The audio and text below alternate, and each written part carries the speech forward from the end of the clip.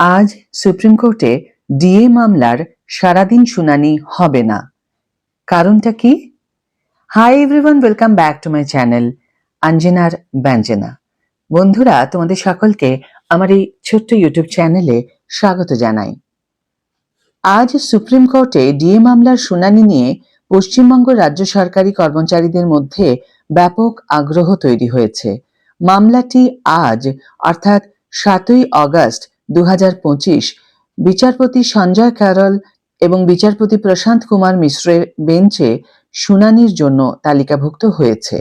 এই মামলার diary number 35292/2022 এবং এটি পশ্চিমবঙ্গ সরকার বনাম রাজ্য সরকারি কর্মচারী কনফেডারেশন নামে পরিচিত।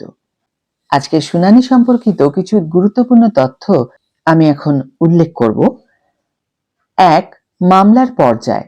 মামলাটি বর্তমানে চূড়ান্ত নিষ্পত্তির পর্যায়ে রয়েছে এবং মোশন হিয়ারিং স্তরে তালিকাভুক্ত। 2. বেঞ্চ। শুনানিটি বিচারপতি সঞ্জয় কারল এবং বিচারপতি প্রশান্ত কুমার মিশ্রের সমন্বয়ে গঠিত বেঞ্চে 12 নম্বর কোর্টে অনুষ্ঠিত হচ্ছে। 3.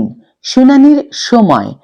মামলাটি সাপ্লিমেন্টারি কজ লিস্টে 10 নম্বরে তালিকাভুক্ত হয়েছে এবং এটিকে high up on the board status দেওয়া হয়েছে, যার অর্থ হল বিচারপতিরা দিনের শুরুতেই এই মামলার শুনানি করবেন।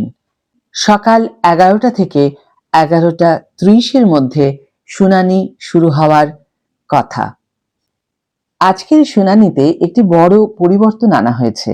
বেঞ্চ আজ দুপুর 1টা পর্যন্ত বসবে, যার কারণে ডিএ মামলার শুনানি মধ্যাহ্নভোজের আগেই শেষ হয়ে যাবে।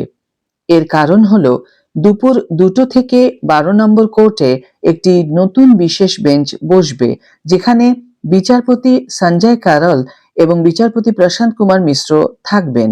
তাই আজ মধ্যাহ্নভোজের পর ডিএ মামলার আর কোনো শুনানি হবে না। যেহেতু শুনানির সময় সীমিত, তাই আশা করা হচ্ছে যে রাজ্য কর্মচারীদের পক্ষের আইনজীবীরা যারা এখনো তাদের যুক্তি শেষ করতে পারেননি, তারা আজ তাদের বক্তব্য শেষ করার চেষ্টা করবেন। শুনানির শুরুতে আইনজীবী করুণা নন্দী তার যুক্তি পেশ করবেন। রাজ্য সরকারি কর্মচারীরা আশা করছেন যে আজকের শুনানিতে ডিএ মামলা একটি নতুন মোড় নেবে এবং তাদের দীর্ঘদিনের দাবি পূরণ হবে। এখন দেখার বিষয় আজকের এই সীমিত সময়ের শুনানিতে মামলাটি কতটা এগোয় এবং রাজ্য সরকারি কর্মচারীদের ভাগ্য কোন দিকে মোড় নেয়। গতকাল রাজ্য সরকারি কর্মীদের ডিএ মামলা নিয়ে সুপ্রিম কোর্টের শুনানিতে দিনভর চলল টানটান উত্তেজনা। রাজ্য সরকারি কর্মীদের পক্ষে ছিলেন বর্ষিয়ান আইনজীবী গোপাল সুব্রহ্মণ্যম এবং অন্যান্য আইনজীবীরা, এবং অন্যদিকে রাজ্যের পক্ষে ছিলেন আইনজীবী অভিষেক মানু সিংভি এবং অন্যান্য আইনজীবীরা। গতকালের শুনানিতে উঠে এলো একাধিক গুরুত্বপূর্ণ তথ্য ও যুক্তি, যা মামলাকে এক নতুন দিশা দেখালো। এখন কি সেই প্রধান বিষয় দুটি? প্রথমটি হলো সর্বভারতীয় উপভোক্তা মূল্য সূচক অর্থাৎ AICPI। কর্মীদের আইনজীবীরা জোরালো সওয়াল করেন যে মহার্ঘ ভাতা সর্বভারতীয় উপভোক্তা মূল্য সূচক অর্থাৎ AICPI অনুযায়ী হওয়া উচিত।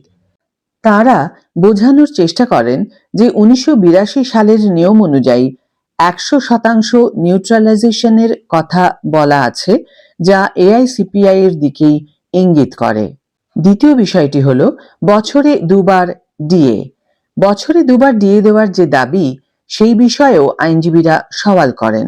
তারা বলেন রাজ্যের সরকার ইচ্ছাকৃতভাবে এবং অসৎ উদ্দেশ্যে নিয়মিত ডিএ দিচ্ছে না, যা গ্রহণযোগ্য নয়।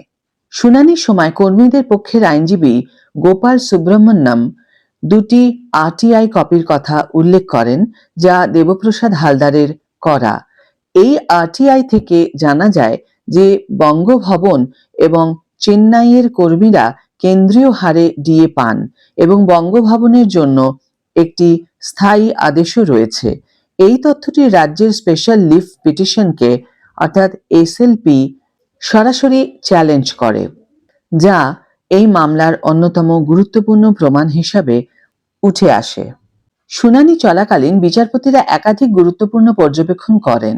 বিচারপতি প্রশান্ত কুমার মিশ্র বারবার জানতে চান যে হাইকোর্ট ডিএ দেওয়ার সময়সীমা নিয়ে নির্দিষ্ট কিছু বলেছিল কিনা। এর উত্তরে জানানো হয় যে হাইকোর্ট এবং ট্রাইব্যুনাল উভয়ই এআইসিপিআই অনুযায়ী ডিএ দেওয়ার কথা বলেছিল এবং রাজ্য সরকারকে এই বিষয়ে নির্দিষ্ট নিয়ম তৈরি করতে বলেছিল।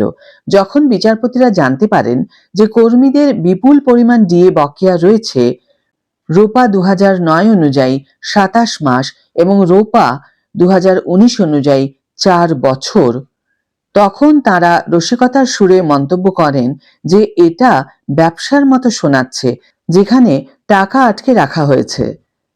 এই মন্তব্য থেকে কর্মীদের আইনজীবীরা মনে করছেন যে বিচারপতিরা রাজ্যের অন্যায্য অবস্থান সম্পর্কে অবগত।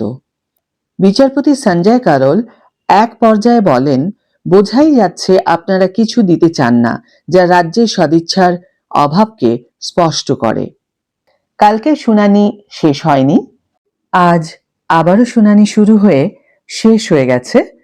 এখন প্রশ্ন হলো, আজকের এই ডিএ মামলার শুনানিতে ফলাফল কি দাঁড়ালো? জানা গেছে রাজ্য সরকার কিছু নতুন এবং বিভ্রান্তিকর তথ্য আদালতে আজ পেশ করেছে, যে যুক্তিগুলি এর আগে ট্রাইব্যুনাল বা হাইকোর্টে কখনো তোলা হয়নি। রাজ্য সরকারের আইনজীবী কপিল সিব্বল আজ শুনানিতে মূলত দুটি নতুন যুক্তি তুলে ধরার চেষ্টা করেন। এক, তামিলনাড়ু মডেলের বিভ্রান্তিকর তুলনা। রাজ্য সরকারের পক্ষ থেকে দাবি করা হয় যে তারা চেন্নাইয়ের গেস্ট হাউসের কর্মচারীদের তামিলনাড়ু সরকারের হারে ডিএ দিচ্ছে। সংগ্রামী যৌথ মঞ্চের মতে এটি একটি অসত্য দাবি। আইনজীবী ভাস্কর ঘোষের কথায় বাস্তবে দেখা যাচ্ছে যে তামিলনাড়ু সরকার সেই সময় এআইসিপিআই থেকে বেশি ডিএ দিত। তাদের কাছে এর প্রমাণও রয়েছে বলে তিনি জানান। দুই, রোপা সংক্রান্ত নতুন ব্যাখ্যা। রাজ্য সরকারের আইনজীবীর দ্বিতীয় যুক্তিটি হল রোপা অর্থাৎ revision of pay and allowances সংক্রান্ত। তিনি বলেন যে ডিএ পাওয়ার অধিকার সরাসরি রোপাতে নেই, বরং এটি দুটি স্মারকলিপি অর্থাৎ ক্ল্যারিফিকেটরি মেমোরেন্ডামের উপর ভিত্তি করে দেওয়া হয়। আদালত এই নতুন যুক্তি প্রসঙ্গে প্রশ্ন তোলে যে কেন এই বিষয়গুলি এতদিন পর সর্বোচ্চ আদালতে তোলা হচ্ছে, যা আগে কখনো তোলা হয়নি। শুনানির পর সংগ্রামী যৌথ মঞ্চের প্রতিক্রিয়া ও রণকৌশল কি? আইনজীবী ভাস্কর ঘোষ এবং আইনজীবী বিক্রম ব্যানার্জি দুজনেই রাজ্য সরকারের এই পদক্ষেপকে সময় নষ্টের কৌশল বলে অভিহিত করেছেন। এই মামলার পরবর্তী শুনানি আগামী মঙ্গলবার দুপুর 2টায় ধার্য করা হয়েছে।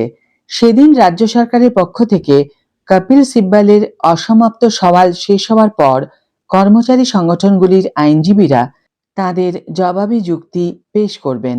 রাজ্যের লক্ষ লক্ষ সরকারি কর্মচারী এখন মঙ্গলবারের শুনানির দিকেই তাকিয়ে আছেন। কর্মীদের পক্ষের আইনজীবীরা আশাবাদী যে বিচারপতিরা এআইসিপিআই নীতি মেনে নেবেন এবং কর্মীদের পক্ষে সম্পূর্ণ ন্যায় বিচার হবে। বঙ্গভবনের কর্মীদের কেন্দ্রীয় হারে ডিএ পাওয়ার বিষয়টি রাজ্যের যুক্তিকে অনেকটাই দুর্বল করে দিয়েছে বলে মনে করা হচ্ছে। এখন দেখার বিষয় রাজ্য সরকার এর উত্তরে কি যুক্তি পেশ করে এবং চূড়ান্ত রায় কোন দিকে গড়ায়। আজকের ভিডিও এখানেই শেষ করছি বন্ধুরা। ভিডিওটি যদি কার্যকর বলে মনে হয়ে থাকে তাহলে অবশ্যই একটা ছোট্ট করে লাইক দিও, শেয়ার করো বন্ধুদের সাথে, কমেন্ট করে জানিও তোমাদের মতামত। যারা এখনো আমার চ্যানেলটিকে সাবস্ক্রাইব করনি তারা অবশ্যই চ্যানেলটিকে সাবস্ক্রাইব করে আমার পাশে থেকো, আর যারা অলরেডি সাবস্ক্রাইব করে দিয়েছো তাদের জন্য আমার অনেক ভালোবাসা এবং অনেক ধন্যবাদ। আজ তাহলে বিদায় বন্ধু, দেখা হবে পরের ভিডিওতে। ভালো থেকো, সুস্থ থেকো, সঙ্গে থেকো।